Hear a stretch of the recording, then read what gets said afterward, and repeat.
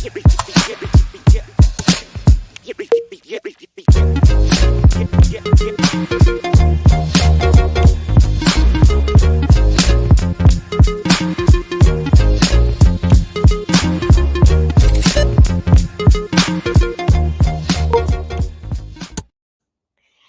everybody.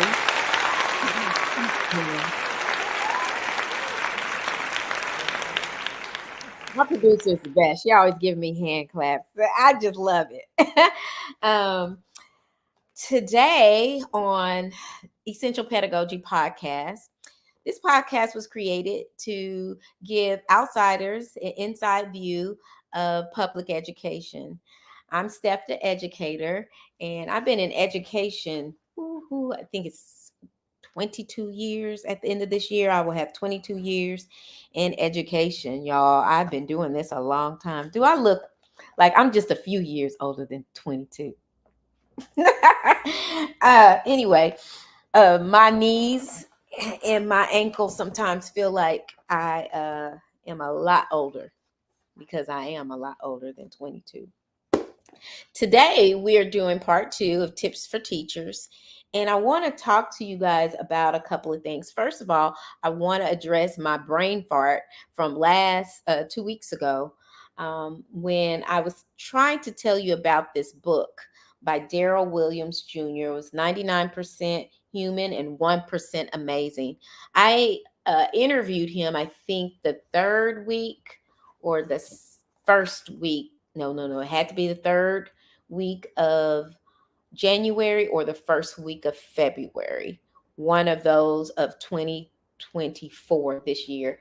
I bought his book and I read it. First, I saw a reel he had on Facebook, and I thought he was a real positive person in education. And sometimes that is hard to find. So, and he was a male, and I thought that was unique. And so I told him, I reached out to him and I told him I wanted to interview him, and he gave me some times and dates. But he has a real good book for educators, and not just teachers, but for administrators too, and how to coach teachers and how to just be there for them and have a different outlook about education. Anyway, that is the book I was talking about. One of the books I was talking about last 2 weeks ago. And I couldn't remember the name of the book or the author. And his name is Daryl Williams Jr., 99% Human, 1% Amazing. And he's just so positive. Go and check the book out. If you are an educator, do that, because he is just phenomenal. And I thought a lot of the tips in that book was applicable, and it resonated with me. I thought it was awesome. And it's modern day, which I like. I want to talk to you guys because discipline is a big deal in the classroom. Wow. There are some do's and don'ts with discipline in the classroom. Some don'ts is, and it's a positive don't ever let up. Sometimes you feel like you're not making a difference. Things are not changing, but they are. You're making small changes or that you don't recognize. And so it's good to have a second pair of eyes to see what you're doing, what you tried before, and what's going on now. And that leads me to the second one of don't be afraid to adjust and reorganize. When we see that we're doing something over and over again and we see it's not working at all, then you see that, y'all? If y'all have any questions, y'all let me know, because I have opened it up for questioning live on YouTube. I forgot to do that. I just mentioned that I was going to say that. Okay, y'all, I'm on YouTube. The YouTube channel is Essential Pedagogy, and I want you to subscribe. And if you want, you can press the notification and you won't miss a show. I'm on first and third Thursdays. So if you have any questions, I'll do my best to answer them there. And I just posted right there live. I thought it was so cool.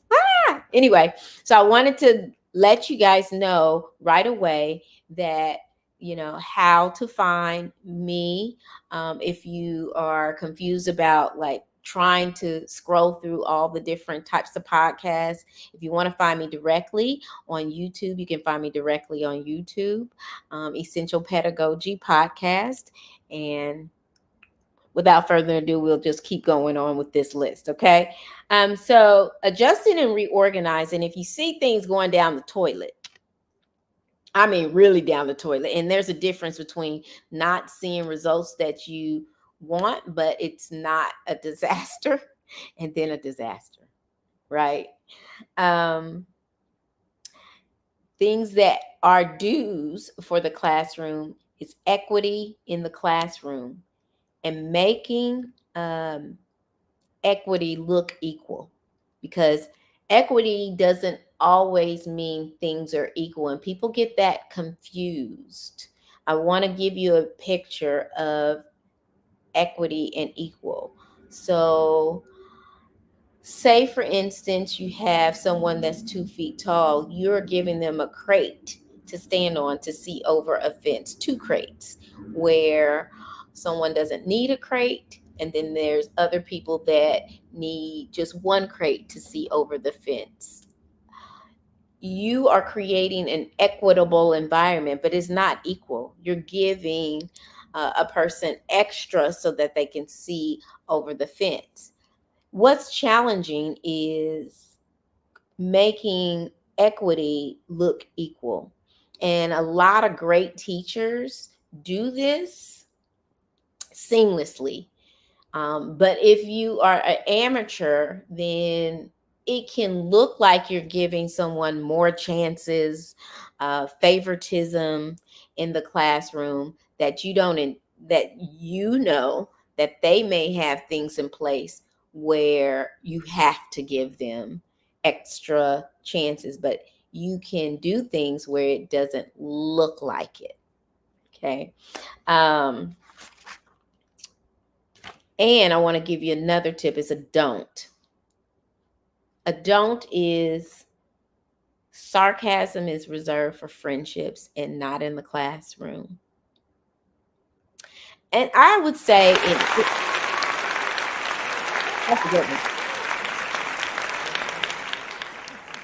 I would say in any professional setting.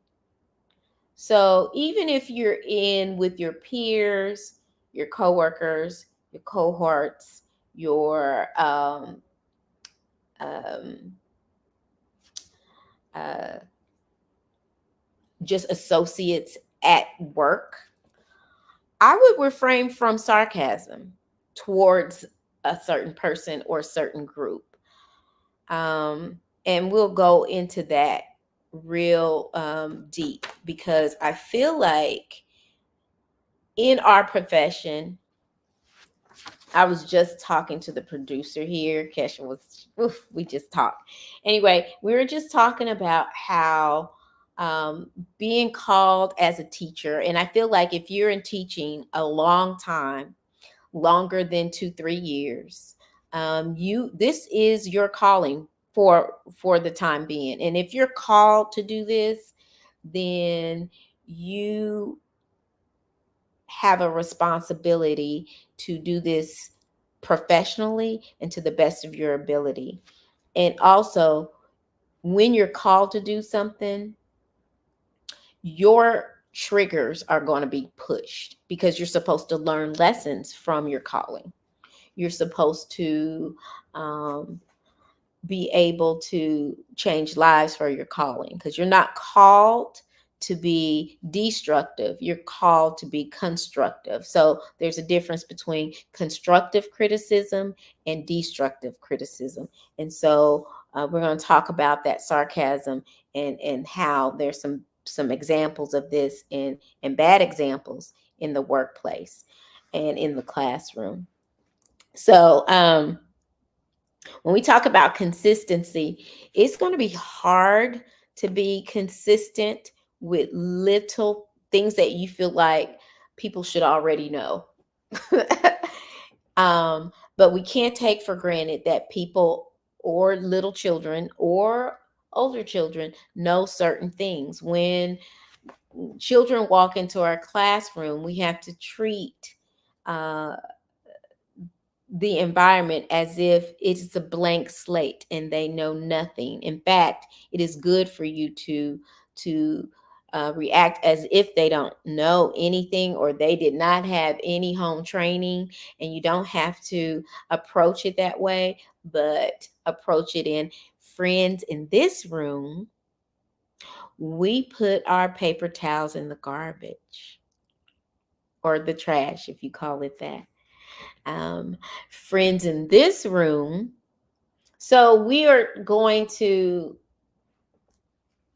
approach little things with high regard and consistency. So if you want a clean classroom and you want them to make sure it's clean, we have to be consistent in having our timer set before they are to be dismissed to go to a different classroom or go to specials or go to lunch. Then you have to set a timer to provide the time, adequate time for them to get ready, get the look over the classroom, and then dismiss them in a timely fashion. um, I'm going to say this, I've had a couple of jobs and it's the most time sensitive job I've ever had. We have to be in a classroom at a certain time. I I have a funny story about McDonald's. So McDonald's was trying to give us free breakfast um, for Teacher Appreciation Week last spring. And I went to McDonald's and I had three orders for teachers besides myself. And they didn't want to honor, because you have to have your badge, your teacher badge, right? So I was like, oh, I got the time because I have like second period off and they were still serving breakfast, and people were like, oh, McDonald's is serving breakfast, but I had to be here for tutoring at 7 o'clock, and I don't have enough time to stop by McDonald's to be here on time. So I collected these IDs and I took them to McDonald's, and they didn't want to honor all these IDs. I was like, listen, can I talk to you for a second? I said, do you have children at our school? If you may not have children at our school, but you work here at this local McDonald's, and do you have children? What time did you get your children off to school? They're already at school, aren't they? And somebody had to be there with them. Teachers. Now, you're here making breakfast, and those teachers are at school with your children. We just want a biscuit. We just want a biscuit. That's all. But I'm here as a representative because I am able to come because I'm not on duty. There are teachers who've been to with your children since this morning when you drop them off, so that you could be at work early. So please, can we have the biscuits? Anyway, she gave me the biscuits, and we got free breakfast for Teacher Appreciation Week. It was funny. Anyway, so consistency. We have to be consistent with little things. So we have to set our timers, and we have to say, oh my gosh, it's time to clean up. You have 3 minutes. Now, I repeat this. My end of the class speech is, there's the timer. It is time to get ready to go. You need to pack your things and stand behind your chair when you are ready to go. To indicate you are ready to go, you need to stand behind your chair. So I want my chairs pushed in. I want my floor cleaned up. So I'm like, oh my gosh, looks like table 5 doesn't have all their things out from under the tables. Oh my gosh, I see paper under this. And I teach 7th grade. So instead of having student complaining about students not automatically doing what you want them to do, you set the parameters to get what you need to have done. If it irritates you having all this paper on the floor and them leaving their pencils and all of these things, you set the time for them to adequately have enough time to pack up and get your class to reset it for how you want it to be when students come in next time. Okay.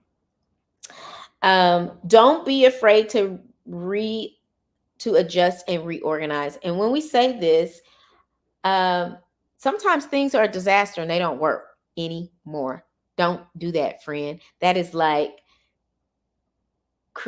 doing something. That's the crazy thing, right? They say it's crazy when you do things over and over the same way and expect different results. Friend, let's reorganize. It's okay. You don't have to stay committed to an erroneous procedure. Okay. um, Equity in the classroom. So I have a student that frequently blurts out. So we've been working on this skill of not blurting out and blurting things that is inappropriate. Okay. This student would have more chances than not than other students because of a disability. And when I say disability, it could be a myriad of things. It could be Tourette's. It could be um, autism.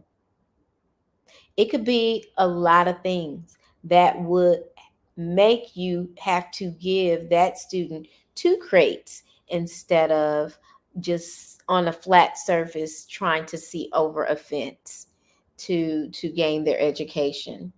Um, you know, this child is middle school, and so you would think they would know better, but because of the disability, they struggle with this skill. And it could be a goal that is set um, by parents and teachers and other leaders in the school. So we have tried to get the blurting under control, but now the student is choosing to raise their hand and then say an inappropriate thing in class. And usually, when students do this, they're trying to get attention, they're trying to make people laugh, they're trying to push a button in the teacher.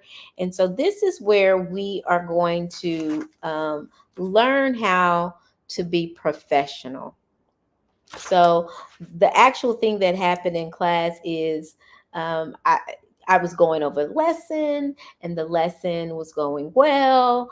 I was checking for understanding. We reviewed some things. So I tried to go with a um, structure of we're going to review something from yesterday. We are going to do something together, or I'm going to do something, and we're going to do something together. And I'm going to ask probing questions to see if various students understand what we're doing, how we're doing. Sometimes ask the same question so that everybody understands what we're doing, how we're doing it. And then I let them do it on their own. And so before we get to this part of the lesson, independent learning and practicing, then what we do is we talk to the students and ask them, do we understand what we're doing? Can you please repeat to me as a class, what are we going to do next? Okay. Okay. And then after that, what are we going to do? Okay. Do we understand that the next step after that is going to be, what would that be? And then they all say this or whatever. If you have any personal questions or requests, I need you to raise your hand now. The student that has extra crates that I try not to let be obvious in class, uh, raise their hand and blurted, I want to drop out. And I said, well, that is not a valid request at this time. And it ended the whole situation. Instead of, you shouldn't say that, put your hand down. So a lot of times if a teacher is expecting a child to act up and then the child raises their hand because we've had a history of you blurting out inappropriate things, then the teacher's inclination would be put your hand down. Well, I was like, okay, everybody has an opportunity to ask the teacher a question. So I'm not going to shut that question down. What I am going to say, question or comment, I am going to say that's not a valid question or request. And then I will go and talk to the student personally, maybe not even right away, because then other students are looking at me like, what is she going to do? Is she going to go talk to him? Is he getting in trouble? So I may go around to see if other kids are, or other students are managing their work independently well. So that's a way I can provide equity in a classroom and make it seem equal, right? So I allowed him more chances, um, even through his small disruptions, and then went on with the lesson. So I made it die down. That was not as difficult for me as some people. Um, Another difficult situation would be when a child wants to be argumentative. When a child wants to be argumentative and deny the fact that they may have been talking or being disruptive, the best way you can cut down an argument is not to argue, is to just say, I asked you to be quiet.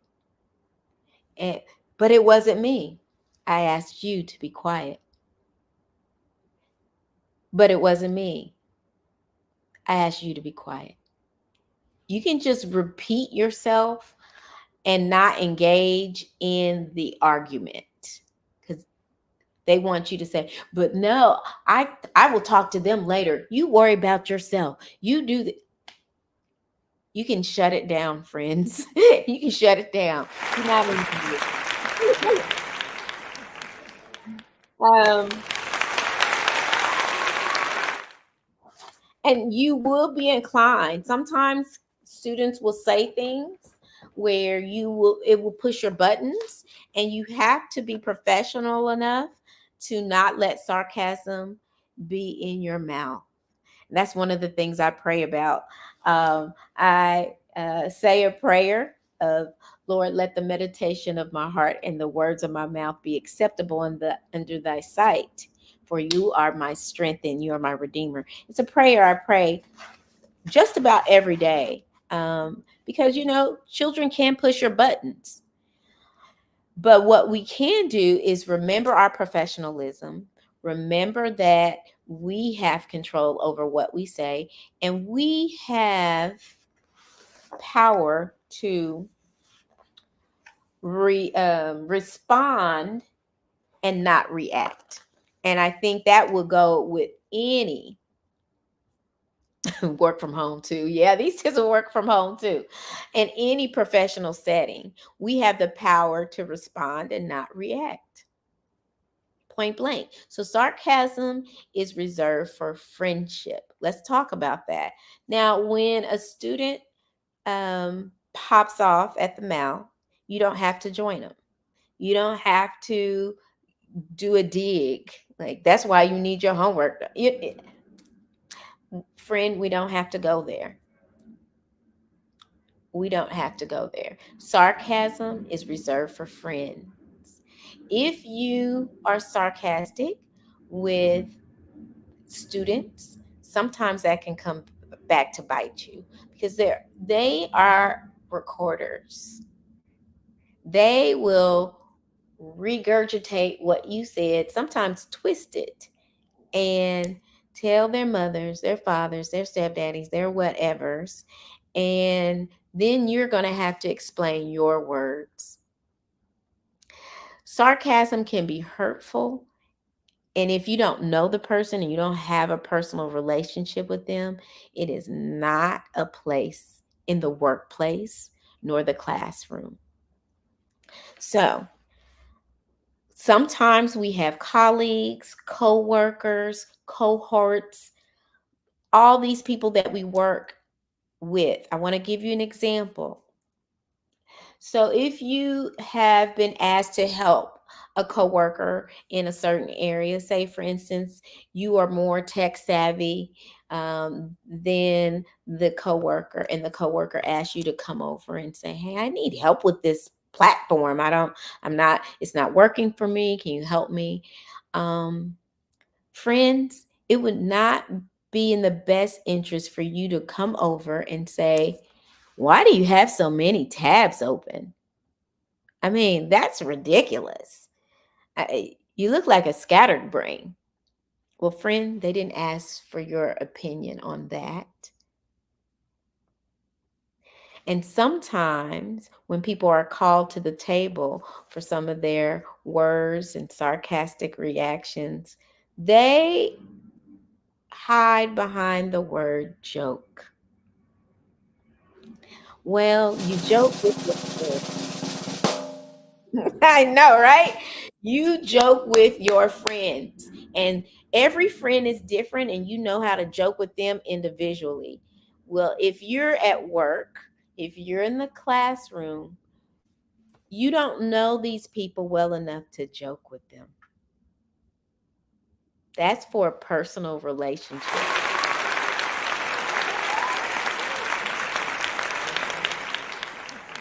It has no place in a professional setting, friends. So I want to tell you that you need to refrain from sarcasm in the classroom. I want to address things like, so we talked about respond and react, which is really um, you know, being responding to a action or comment, or reacting to a comment.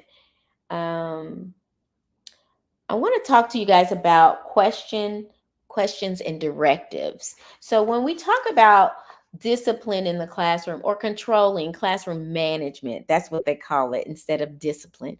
Classroom management is when we manage the classroom without having to write people up, right?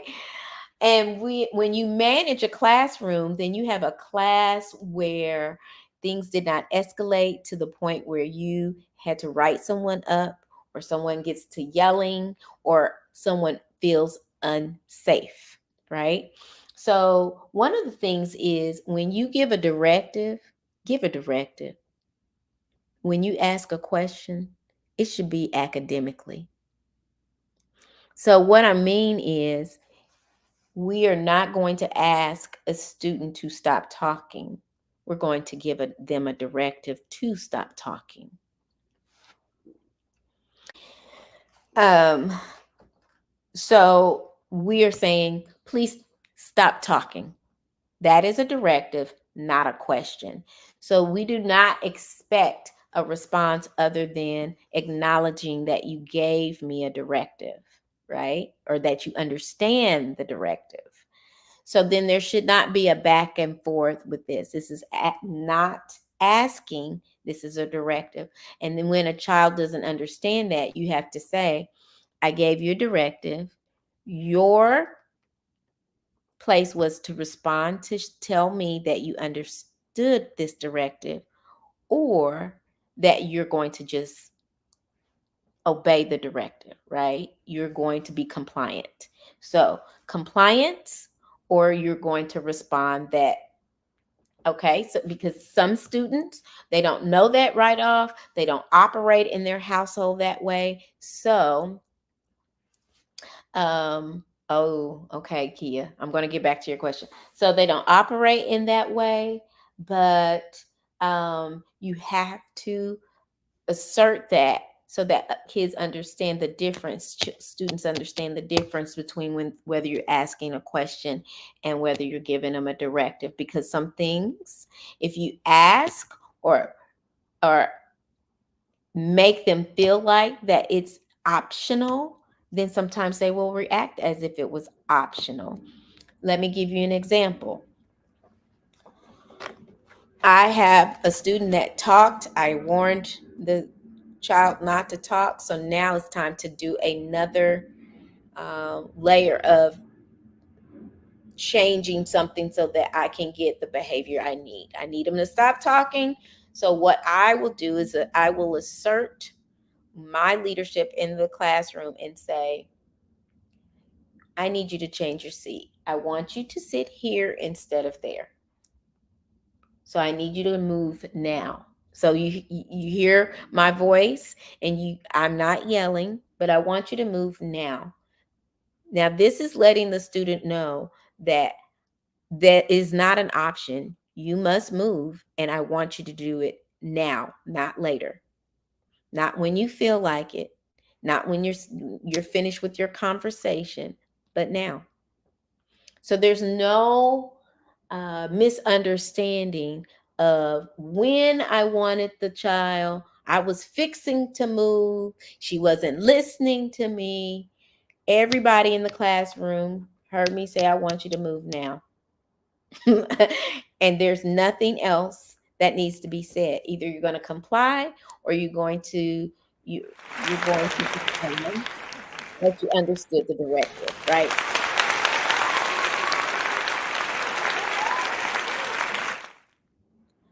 Um, Gosh, it's so much. Oh, so much. Okay, so proximity and movement within the classroom. Listen, you can't sit behind your desk and think that you're going to have control over behavioral problematic classrooms. It's not going to happen. Might as well go ahead and try and get in shape, okay? Because you're gonna walk around that classroom. I had a band teacher who had a huge classroom, and he always wanted to teach math. So he got certified in math. I will never forget Mr. Black. Hi, Mr. Black, if you ever watching. Okay. Mr. Black said that he was concerned about getting his adequate steps in because he had a smaller classroom teaching math. And don't you know, he got more steps in a smaller class teaching math than he did in a big band room. It's because you got to move around the room, friends. You have to um, get your body in between commotions, stand. Sometimes you're not saying a word, but when you see that there may be some off task behaviors, you can just move your body. Stand right next to where you see maybe a commotion is happening. And if they do not get the hint with you standing there, you can say, can I help you with something? Do you have a question? Oh my gosh, because I thought we were doing this. You do not have to say, get back to work. We're all doing this. Why aren't you working? Ah, it can be matter of factly, friend, we're going to get back to work. Hi, what are we doing over here? I'm curious. Let's move over. And then you're moving around the room, because the red zone is the zone furthest from the teacher. Green zone, oh, green zone is furthest from the teacher. Red zone is with the teacher because they're going to straighten up. Okay. So I learned that from Tools for Teachers by Fred Jones. And I remember this for the rest of my life because at the time I think it was Mike Jones, a rapper that was real popular. And I was like, Fred Jones, he like the king of classroom management. That's how I remembered his name. Okay, so I'm going to wrap up this segment by talking to Kia. And Kia said that her son felt like he cannot ask his teacher questions. He feels like he doesn't feel like anyone's comfortable enough to ask questions or interact because she's always has something sarcastic to say. Okay, so what I would invite you to do, Kia, is to have your son, the next time the teacher has something sarcastic to say, to try to write down verbatim what the teacher said in what was said before and what the teacher said after. And then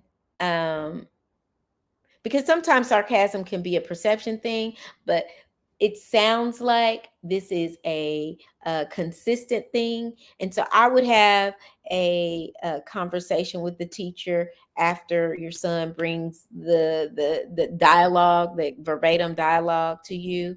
And I would just approach it in a way of, you know, this is how my son is feeling, and not accusatory of this is what you're doing. But my son feels uncomfortable because he feels like there's an excess of sarcasm being used in the classroom, and he's not feeling like he's in a safe environment to learn.